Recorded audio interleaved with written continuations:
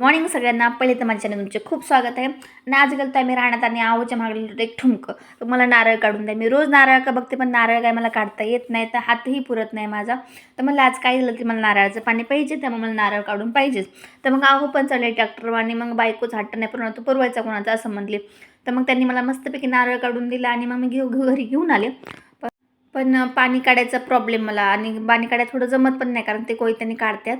तर ते नसल्यामुळे मी मग ट्राय केलं की खुरप्याने आपल्याला जमतं का बघू, पण जमलंही मला आणि पाणी लगेच निघलं कारण पाणी इतकं भारी आहे ना. आणि भरपूर नारळ आहेत आमच्या घरी, आम्ही जिथे राहतो तिथं घराभोवती. तर असं, आणि घरच्या नारळाचे पाणी प्यायची काही मजाच वेगळी असते. बाजारात खूप महाग घेऊन म्हणजे पिणं आपल्याला काही परवडत नाही. त्यामुळे आपलं असं घरगुती असणं कधीही चांगलंच असतं. तर मस्तपैकी असं ग्लास भरून जवळजवळ 1.5 ग्लास पाणी निघलं होतं. तर 1 ग्लास मी पिला आणि एक अर्धा ग्लास आमच्या सासूबाई नंतर ठेवलं होतं मी त्याच्यातलं पाणी. तर नंतर मस्तपैकी संध्याकाळ झाली होती आणि संध्याकाळच्या स्वयंपाकात आज काय करायचं तर चाललं होतं. तर मुली म्हणली होती आज एक भोपळा होता ताईने दिला होता आमच्याकडे, तर तो म्हणले थालपीठ कर. तर मग थालपीठ करायचं ठरवलं. आणि ही कोथिंबीर मला रानात सापडली होती, का रानात गेले तेव्हा असं कुठं मोठं म्हणजे आम्ही हरभऱ्याची भाजी खुडायला गेलो तर त्याच्यात सापडली होती, कारण त्या चुकलेली असते कधी पहिली टाकलेली. तर ती भेटली, त्यांनी इतकी मस्त आली होती की मग मला घरी घेऊन जायचं मला पहिलं. तर मी घरी घेऊन आल्या. त्यांनी भोपळा किसता किसताच मुलांना थोडीशी भूक लागली होती.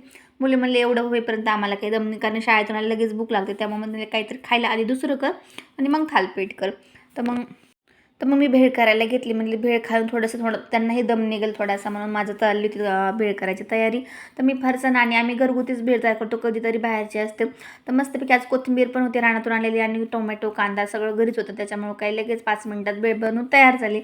आणि मग घरात सामान असलं की आपल्यालाही कोणती गोष्ट करायला पटकन म्हणजे आवडतं. आणि तसंच आणि मुलांनाही खायला आवडतं. तर मस्तपैकी अशी भेळ तयार करून झाली. तेवढ्यात आर्नो आला बी होता, आणि आर्नो मला लवकर दे मम्मी, त्याला खूप भूक लागली होती, त्याच्यामुळे तो घेऊन गेला. नंतर मग मी परत थालपिठाच्या तयारीला लागले, आणि नंतर मला सगळं किचन साफ करून घेतलं आधी, नंतर भोपळा किसायला घेतला.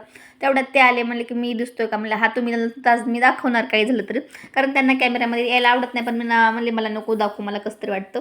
तर म्हणलं आज नाही, आज दाखवणारच आहे. तर मस्तपैकी सगळा भोपळा किसून घेतला आणि सगळं थालपिठाची जी तयारी असते ती करून घेतली. जर माझा व्हिडिओ प्लीज पहिल्यांदा बघत असेल तर प्लीज सबस्क्राईब करा माझ्या चॅनलला, आणि व्हिडिओ आवडत असेल तर प्लीज लाईक करा.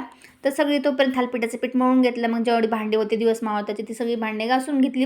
म्हणलं एकदा भांडी घासून घेतली की मग थालपीठ करायला मोकळं आपलं. आणि माझ्याकडं नव्हतं असं कापड, तर मी ड्रेसचं असं कापड तयार करून घेतलं थालपिठासाठी.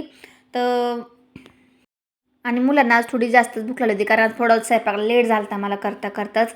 तर मग त्यांचं सारखं चालू होतं, मम्मी लवकर करणार, मम्मी लवकर करणार. तर माझं चाललं होतं तयारी. पण मी अचानक तवा चुकीचा ठेवला, कारण गॅसवर तवा एक पातळ तवा होता आणि एक माझ्याकडे जाड तवा पातळ ठेवला. तर ते थालपिठाला चिटकून बसलं, ते निघतच नव्हतं. तर म्हणलं कुठून तरी काहीतरी करायचं, आणि असं काय झालं की मग आपल्याला लय बोर होतो डोक्याला, की आपण म्हणजे एवढा प्रयत्न करतो आणि एखादं फसलं की मग मी परत तवा उचलला आणि दुसरा तवा त्याच्यावर ठेवला. आणि मग परत तयार करायला घेतलं, कारण एक तर मुलांना भूक लागली आणि त्यात असं काहीतरी झालं की मग आपल्या डोक्याला फार शीण होतो. आणि तसंच माझं काहीतरी आज झालं होतं. पण काय हरकत नाही, मी सगळी थालपीठ करून घेतली. मग नंतर छान जमली पण. कधी कधी छोटा प्रॉब्लेम असतो पण आपल्याला खूप असं आपण खूप मोठा समजतो. तसंच झालं तर माझं आज. मी तवा चुकीचा ठेवला, पण माझ्या डोक्यातच नाही आलं, की मला वाटलं आज काहीतरी गडबड झाली त्याच्यामुळे थालपीठ मला येत नाहीत. मग नंतर परत लक्षात आलं की नाही नाही आपणच काहीतरी चुकीचं केलं. तर मग मी परत त्या चूक सुधारून घेतली आणि सगळे थालपीठ करून घेतले. सगळं मग पटापटा करून घेतले. आणि सगळी गरम गरम खायला बसले होते, त्यामुळे ती पटापटा घेऊन बी चालली होती. तर माझं चाललं होतं थोडंसं थालपीठाला आज फक्त जेवणात थालपीठ होतं, काही दुसरं काही नव्हतं. कारण थोडा मला दूध भात घालावं, म्हणजे भात करायचा होता. पण ते काय म्हणले भात नको करू, कारण काय भेळ खाल्ल्यामुळे काय एवढी काही भूक नाही राहिलेली आता. तर मग भात घालायचा कॅन्सल केला मी, आणि सगळं थालपीठ करून घेतले. नंतर थालपीठ आणि लोणचं खायला घेतलं, कारण दही काही नव्हतं आजचे घरात, त्याच्यामुळं लोणच्यासोबतच हे करायला खाल्लं आम्ही. नंतर खूप सारे असे कपडे पडले होते, सगळ्या कपड्याच्या घड्या घालून घेतल्या आणि झोपायची तयारी झाली होती. मग गुड नाईट, भेटू पुन्हा, तोपर्यंत बाय.